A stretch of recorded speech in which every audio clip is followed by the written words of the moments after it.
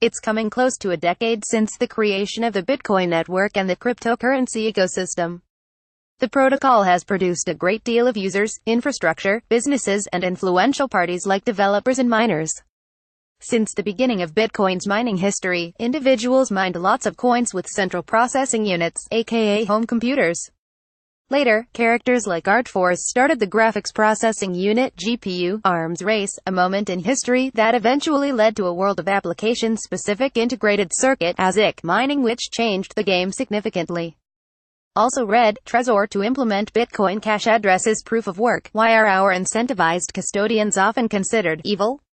The cryptocurrency ecosystem is made up of a diverse group of people, but some specific pools of individuals offer a great resource by securing the crypto economy for an incentive. Of them or hate them, Bitcoin miners have been processing our blocks for years, the very blocks that hold the millions of transactions broadcast throughout the network. Even though miners have been simply following the protocol as it was written, these individuals have always been deemed tendentious by certain groups and social figures within the cryptocurrency industry. Mining pools have suddenly become evil groups who are allegedly planning malicious attacks on the network. Artforce becomes the Bitcoin community's first mining villain through an incentive-based system called Proof of Work (POW). Miners are rewarded with freshly minted coins when they find a new block. In the early days, guys like Satoshi Nakamoto and Hal Finney mined BTC with CPUs for the very first year of Bitcoin's life. However, not too long after, an anonymous individual called Artforce figured out how to get large GPU mining farms to harvest BTC. Artforce, who controlled a lion's share of hash rate at the time, started a vexed community argument that made Satoshi ask the community to slow the mining arms race down. We should have a gentleman's agreement to postpone the GPU arms race as long as we can for the good of the network. It's much easier to get new users up to speed if they don't have to worry about GPU drivers and compatibility. It's nice how anyone with just a CPU can compete fairly equally right now, explains Nakamoto. Back in 2010, it was said that one individual named Artforce controlled a great majority of the BTC network hash rate. The age of application-specific integrated circuits in ASIC device. A few years later, after Nakamoto left, numerous manufactured ASICs entered the scene, changing the industry forever. Gone are the days when bitcoins were mined from home computers, and they can't be mined with GPUs either because the machines will not profit. These ASIC devices and their operators have become a central theme of discussion amongst cryptocurrency network participants for a long time. There have also been many ASIC manufacturers, and lots of them failed, but some of them have lasted since the early days. Since the ASIC evolution began, the mining industry has been targeted for numerous disputed subjects like using too much electricity and colluding together to sabotage the network. Remember when Gash.io controlled 51% of the network? Fears of mining conspiracists have plagued the crypto community for quite some time after ASICs pushed GPU farms out of the picture.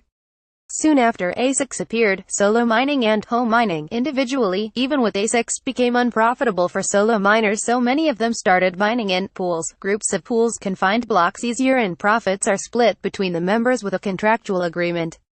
In the early days, only a few pools existed, but over time more groups joined in on splitting the network's hash rate. In June of 2014, one pool sparked a significant amount of controversy. The Gash.io incident is often forgotten, but in the summer of 2014, this pool commanded over 51% of the BTC network hash rate.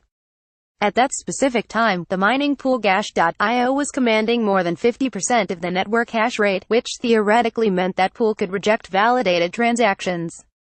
This event caused an uproar in the community and made the headlines of mainstream media. Eventually, the heated arguments died down and ultimately Gash.io dissolved into smaller factions. Selfish and greedy miners. A year later, in December of 2015, the Scaling Bitcoin conference got the community fired up once again as a viral photo of almost 70% of the network's hash rate pool operators sat on one stage. At the time, mining pools such as F2 Pool, Ant Pool, BTCC, Avalon, and others graced the stage together for the first time to discuss the scaling debate. Year after year since then, miners have been plagued with conspiracy and accusations of being selfish and greedy miners, the very thing the Bitcoin protocol frames them to be. This photograph caused quite a stir in 2015 as the picture represents nearly 70% of the BTC network hash rate at the time. Last year the discussion got controversial once again as the community raged against the use of covert ASIC boost mining. This specific controversy, among other conspiracies, caused some proponents and developers to start talking about changing Bitcoin's PoW consensus. At the time, the alleged use of covert ASIC boost mining caused cryptocurrency-centric forums and Twitter feeds to erupt in vitriolic energy. The subject has started making rounds again throughout forums and social media as the community is now discussing an ASIC boost patent and mining pools using the technology overtly. Miners continue to process blocks. Despite the negative sentiment, the fact is no one can really explain why miners are constantly disliked and crucified for their actions, but yet they have been since the dawn of the code. The dispute over mining has caused the subject to trickle down into other cryptocurrency communities as well.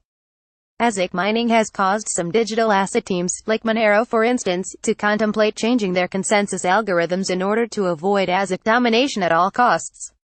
In addition to this, the BTC network hash rate is processing over 28 exahash per second, even during a time when mining has become somewhat unprofitable in some regions, signaling that miners still believe. Why do you think miners get such a bad reputation throughout the cryptocurrency ecosystem? Let us know what you think about this subject in the comments below. Images via Shutterstock, Scaling Bitcoin Hong Kong, The Brady Bunch, Bitcoin.com, Ars Technica, and Antpool. Make your voice heard at vote. Bitcoin.com. Voting requires proof of Bitcoin holdings via cryptographic signature. Signed votes cannot be forged, and are fully auditable by all users.